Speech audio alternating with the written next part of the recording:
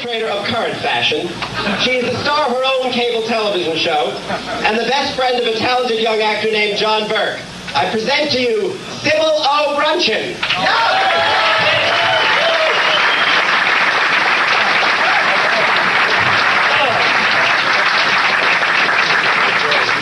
You know, well, I don't know, how many of you watch my television program?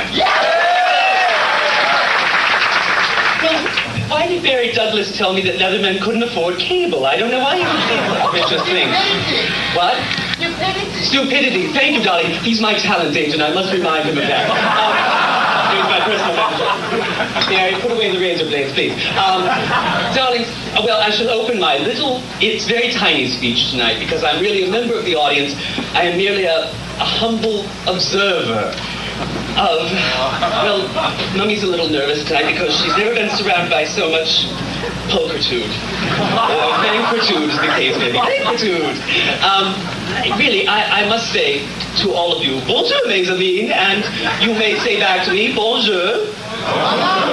Yes, but tonight you may refer to me as bonjour, dominatrix Sybil Bruncheon. Instead of madam, we'll just make it like that. Darlings, in honor of this occasion, for people who know me and people who don't know me, I've worn my own, this is not vinylette. Who said that?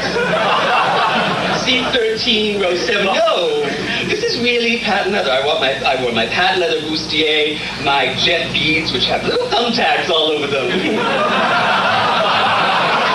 Watch this, darling, watch. Oh, David, come here, darling. How are you, madame? You're all too young.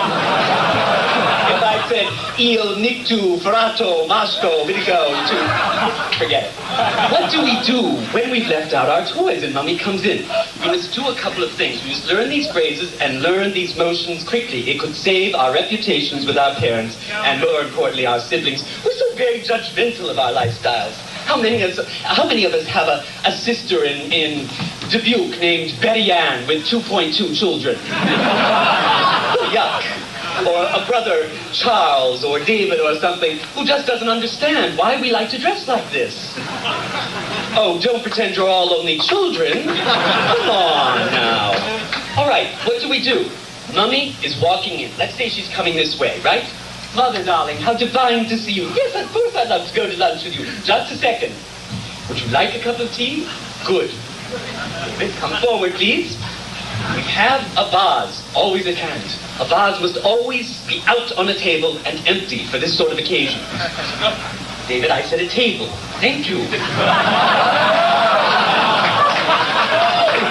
I spent $50 this afternoon sending him to the Stanislavski method, and he does the America on me. Yes, feel the part of a table. Feel the part of a table. Mahogany. There. A lovely sort of cabriolet. Lovely. There we go. All right, the vase is out. Notice that it is a glass brick. This is a deco-esque touch. This may tip our hand that we are homosexuals.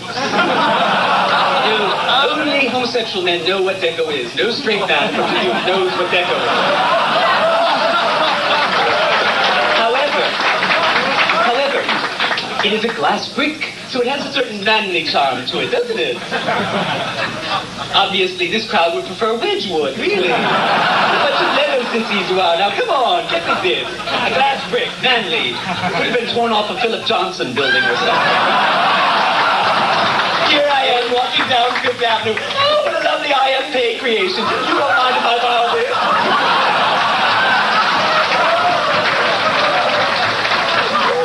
You fire that camera and you're dead. Mummy is waiting for a tea. Just a second, darling. Earl Grey or chamomile. And we take our toys.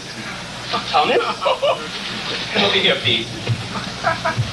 Lovely. You see, you thought I'd been presented with a bouquet of flowers, right? No, not with a crowd like this. All right, we have our implements out, but what do we do with them? They're all over the dining room table. Look at this. Everything. Don't drop them, Thomas. They're valuable.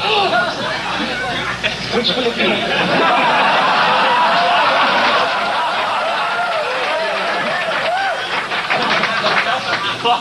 We pick up our implements off the table. We say to our mother, Mother, the tea in just a second, but look, Halley's Comets. We quickly actually arranged them as a lovely flower arrangement.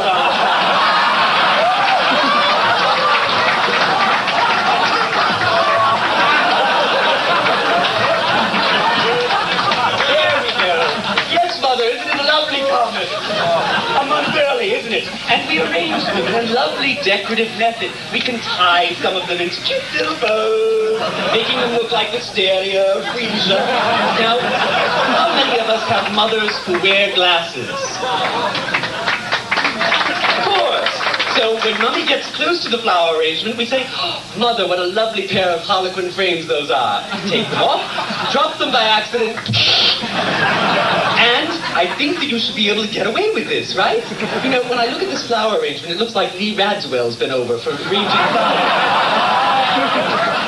See, I knew a lot of you would laugh at that because all of you remember her when she used to roll around in leather pants on the floor of the anvil.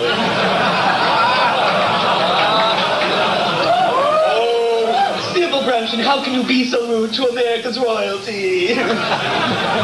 So anyway, darlings, this is my helpful hint. Mary Douglas wanted me to give you some helpful tips around the house on how to defend our lifestyle, how to disguise it at the right moments, how to display it at the right moments. So I think that about closes our episode, doesn't it, Thomas? Quite, sir. Quite so. Exactly. Not so, sir. And David? Oh, yes, I think so, sir. Oh, yes, I think so, sir. Lovely.